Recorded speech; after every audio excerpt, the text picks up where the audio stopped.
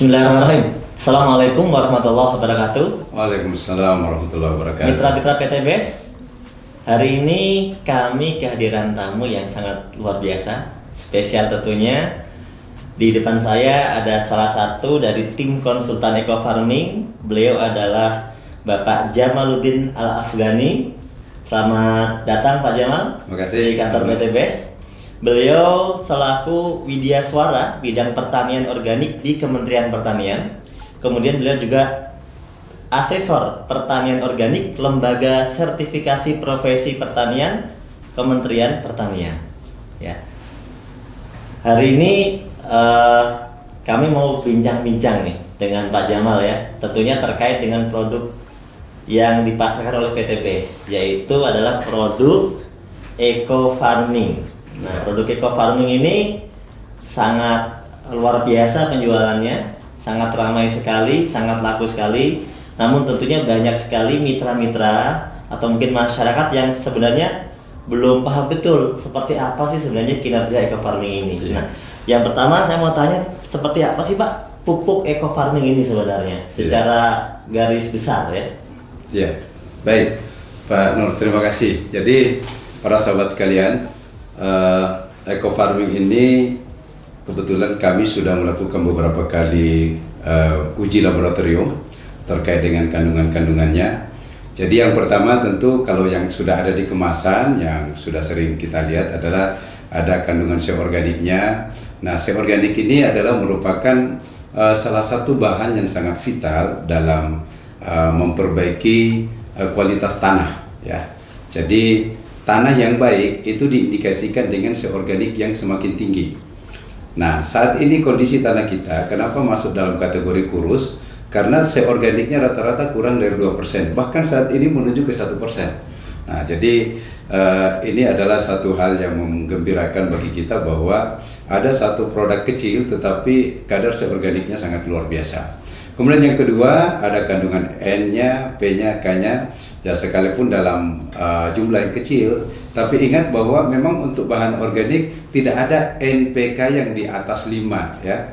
Jadi kalau Mas Nur, kalau misalnya ada pupuk organik yang N-nya di atas 5, itu malah dipertanyakan, jangan-jangan pakai urea. Jadi secara peraturan memang nggak boleh. Nggak boleh. Meskipun di Kementerian Pertanian kita membolehkan N itu sampai di angka 6, tetapi kalau bicara di sertifikasi, rata-rata lembaga sertifikasi organik akan mencari ada apa sebenarnya kenapa sampai di atas 5, dan pada akhirnya rata-rata mereka tidak merekomendasikan bahwa itu produk organik. Jadi kalau organik murni jarang sekali kita dapatkan di atas 5. Nah, kemudian yang kedua, Pak Nur, ini yang luar biasa dari hasil uji kami bahwa di dalam pupuk ini ternyata mengandung mikroba yang luar biasa besar. Jadi kalau misalnya nilai NPK-nya kecil tetapi mikroba penambat nitrogen itu yang tinggi, sehingga dia bisa mengambil nitrogen yang ada di udara. Ingat ya, di udara ini ada nitrogen sekitar kurang lebih 80% yang bisa diambil oleh mikroba di dalam tanah. Mereka juga mikroba-mikroba ini, kalau bahasanya kepala badan kami kemarin mengatakan bahwa mikroba ini ibaratnya adalah pasukan khusus. Pasukan khusus yang bekerja di dalam tanah, merombak bahan organik, menyiapkan nutrisi-nutrisi sehingga unsur hara tanah ini tercukupi untuk dimanfaatkan tanaman. Iya, karena banyak sekali pertanyaan kan, kenapa Eco Farming ini bisa bikin pertaniannya subur sedangkan kan kandungannya kecil gitu kan? Nah, termasuk juga mungkin gini Mas Nur, bahwa masa sih benda sekecil ini bisa digunakan untuk 1 hektar gitu ya. Nah, saya ingin jelaskan para sahabat mitra PT BES dimanapun berada, di dalam satu tub Eco Farming ini hasil uji lab kami yang baru keluar kurang lebih 2 minggu yang lalu ya, kurang lebih 2-3 minggu yang lalu, itu mengindikasikan bahwa jumlah mikroba positif yang ada dalam 30 gram itu 150 miliar.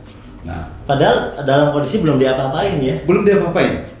Nah, ada 150 miliar. 50 miliar. Itu minimal dari 5 kali ulangan, 5 kali ulangan di dalam pengujian di laboratorium, itu nilai terkecil adalah 150 miliar. Nilai tertinggi diperoleh 189 miliar. per 1 tub. Jadi kalau kita ambil tengahnya itu kurang lebih sebenarnya 170 miliar rata-rata gitu. Rata-ratanya ya. Tapi itu maknanya apa?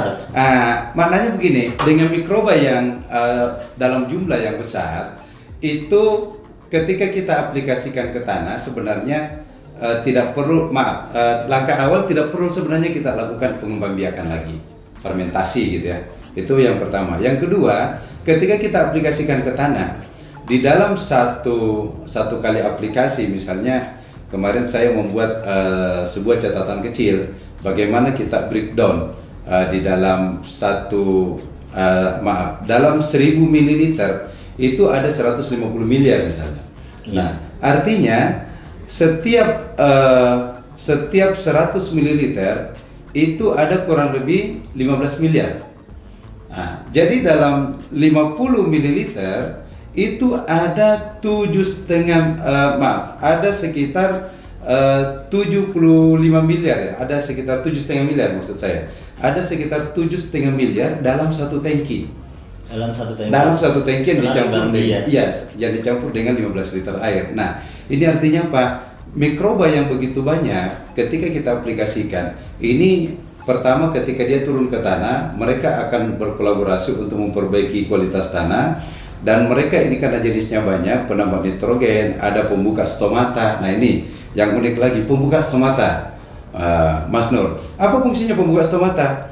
Stomata itu kan ada waktu-waktu terbuka secara alami. Ya, sampai jam 10-an. Ya, nah tetapi dengan menggunakan eco farming ini, ada mikroba yang kerjanya memang membuka stomata di luar jamnya. Jadi bisa bertambah lama gitu terbukanya. Ya. Nah sehingga kenapa kemudian teman-teman misalnya di sawit ya, tadi kita dengarkan ada tamu dari Bengkulu mengatakan ada petani yang mengaplikasikan baru sekali, tadinya daunnya itu nggak bisa terbuka untuk keluar sawitnya, baru sekali aplikasi ternyata udah pada keluar setelah 28 hari. Nah, akhirnya mereka mengatakan, wah ini baru kali ini saya pakai pupuk yang bisa membuka daun secepat itu. Nah kenapa itu bisa terjadi? Karena kerja mikroba. Nah, sebenarnya di dalam eco farming ini ada mikroba apa aja Pak yang sudah diteliti? Kita kemarin itu baru kurang lebih sekitar 8. Jadi ada mikroba aerob. Mikroba aerob ini sangat bagus untuk memperbaiki kualitas tanah, kualitas air ya. Sehingga kalau misalnya ada lahan-lahan yang kondisi airnya kurang bagus, nah itu bisa diperbaiki dengan mikroba aerob. Kemudian ada pelarut fosfat. Nah, di dalam tanah kita, Mas Nur, hasil residu-residu dari pemupukan yang menggunakan anorganik itu banyak sekali fosfat-fosfat yang tersedia, tidak larut. Nah, dengan menambahkan eco farming itu akan melarutkan fosfat-fosfat tersedia sehingga tanpa dipupuk P pun tanaman sudah tercukupi. Nah, itulah kenapa kemudian dengan pengurangan sampai 75%, kenapa kemudian ternyata masih tetap bisa mencukupi unsur hara tanaman karena kerja mikroba yang memanfaatkan bahan-bahan yang tersedia di dalam tanah. Kemudian ada mikroba yang fungsinya juga adalah untuk melarutkan residu. Jadi residu-residu dari hasil sisa-sisa racun, pestisida segala macam itu bisa dilarutkan sehingga tanah menjadi lebih sehat. Ada selain penambat nitrogen, pelarut fosfat, nah kita mikoriza. Nah ini dia. Ini mikoriza yang sangat luar biasa. Kenapa luar biasa? Mikoriza ini mampu mengambil makanan untuk disuplai ke akar tanaman dalam jarak yang sangat jauh. Jadi dia bekerja membantu menyuplai makanan. Ya, menyuplai. Dan yang kedua, mikoriza ini dia juga sekaligus membuat cadangan makanan. Nah, jadi kalau misalnya ada tanaman-tanaman yang kekeringan gitu ya, tidak tersuplai unsur hara dalam waktu air dan cukup misalnya, itu karena adanya cadangan makanan dari mikoriza sehingga dia masih tetap tahan. Nah, inilah kelebihannya sehingga kita mendengarkan banyak sekali dari teman-teman menyampaikan bahwa kenapa kok kekeringan tapi masih tetap hijau. Nah, itu salah satu fungsi hasil kerja dari mikoriza ini. Ya. Dan yang lainnya mungkin. Nah, jadi kita baru intinya begini, kita baru mengidentifikasi mikroba ini kurang lebih sekitar 200 juta dari 150 miliar. Nah, sehingga baru diidentifikasi sebagian. Iya, baru sebagian. Dari 150 miliar ini hasil uji kita baru kurang lebih 200 juta yang teridentifikasi. Artinya apa? Masih banyak mikroba-mikroba positif lain yang belum kita ketahui apa namanya, tetapi hasilnya sudah nampak kinerjanya. Nah, jadi begitu diaplikasikan ke tanaman, loh kok ini bagus. Nah, itu dia rupanya kolaborasi dari banyak mikroba ini memberikan pengaruh yang luar biasa untuk menyiapkan unsur hara dalam tanah.